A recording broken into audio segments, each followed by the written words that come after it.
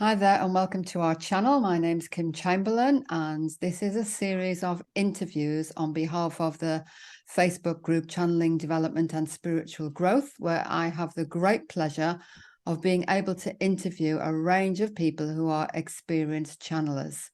So today we welcome Sheena Napier. Welcome, Sheena. Sheena, it's good to have you here. Oh, Kim, it's a pleasure to be able to do this with you today. It's exciting to get this out into the world and community. Oh, thank you. Thank you. Can we start off by you introducing yourself and explaining who you are and what you're about? Okay, well, I'm Sheena Napier, and I've been consciously following a spiritual path since 1993. So that's involved going to meditation groups with a little bit of development, and that led to spiritual writing and learning about spiritual healing and working with crystals. Oh, wow. Interesting. So tell us about the channeling that you do. What does it involve? Well, I start off by getting myself into more of a meditative state. So I calm my mind and put away like mental distractions. And I try to stick to a similar time each day because um, since the channeling is coming from spirit or my higher self, it's like getting a routine. It's like brushing your teeth. So doing it a similar time each day is helpful. And I generally write it out by hand. Sometimes I type it on the computer. Sometimes I even just type it on my phone if I'm in the car, but not driving. I don't tend to voice record it. Okay. Do you know who you're channeling?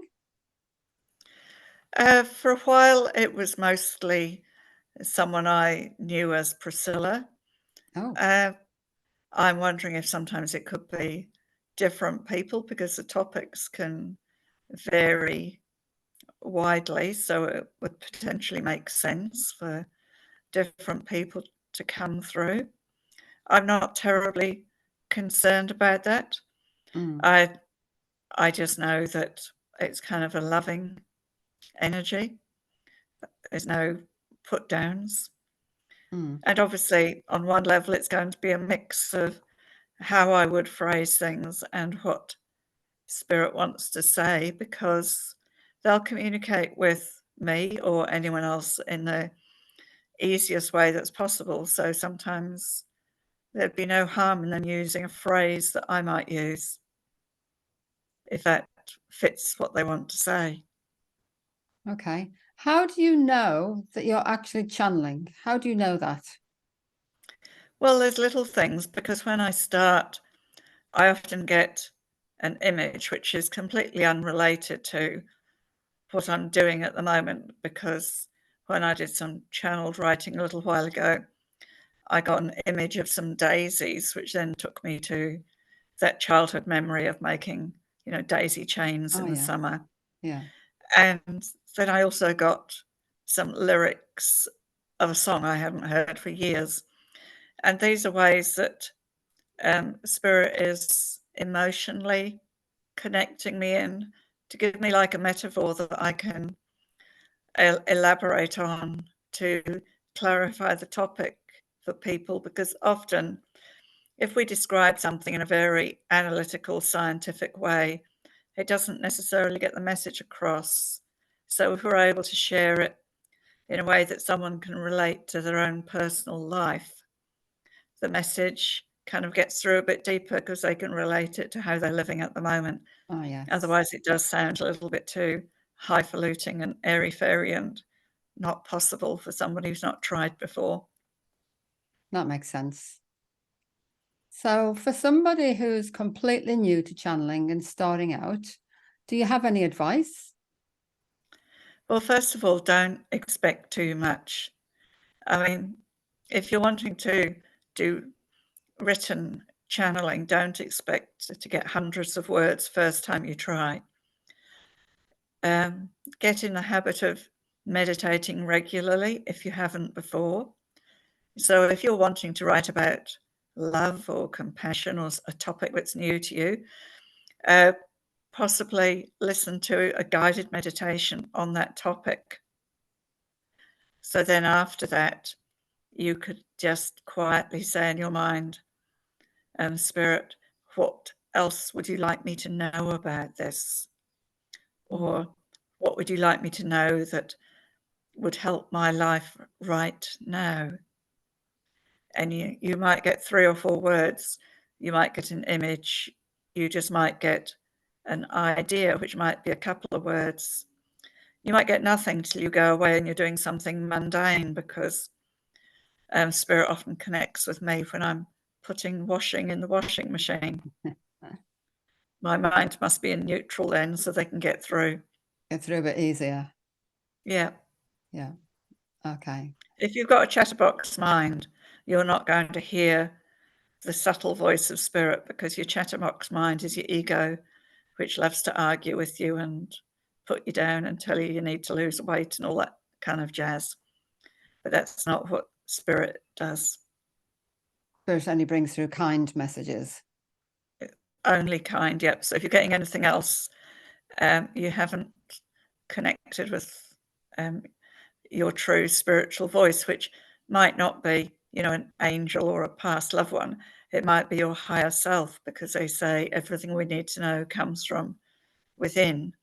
And that would be our higher self that has come and is borrowing this physical vehicle just for the time we're here from our physical journey this lifetime.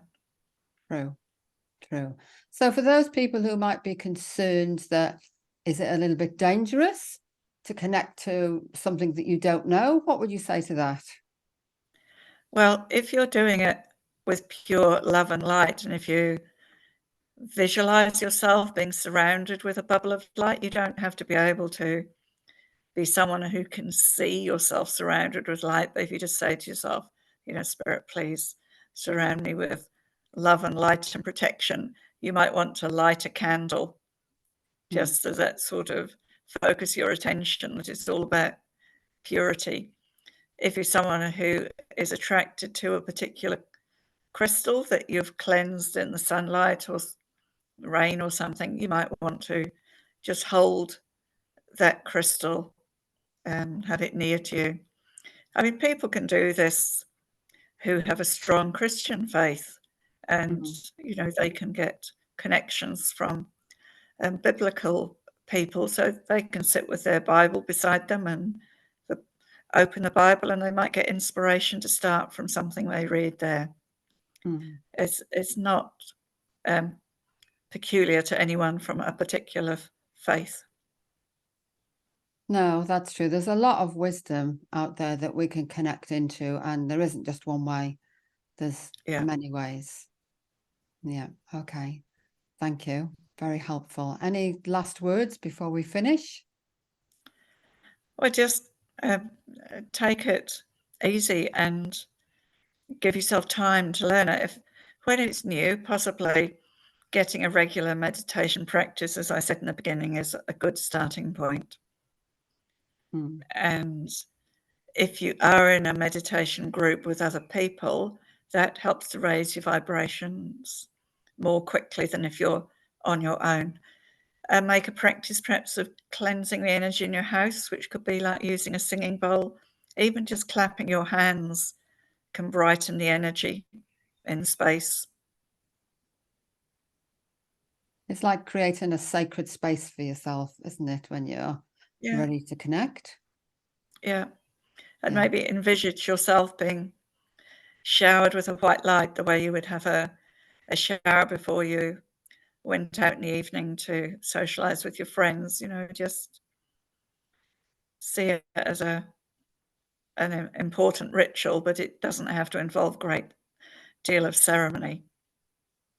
No, and you'll find your own way. People find their own way. We each all have our own different ways of connecting in. So if we start this way in little baby steps, and then it's a bit like learning to drive, isn't it? You're taught a certain way, and then you develop your own way. But following Sheena's steps is a really good way to start. And then you'll just take it from there and see where spirit or your higher self wants to take you. You'll find your own way. Look, thank you, Sheena, for spending the time and sharing your knowledge. It's been lovely to speak to you, lovely to learn these things, and just a big thank you. All right, and we will see you later. Thank you very much, Kim.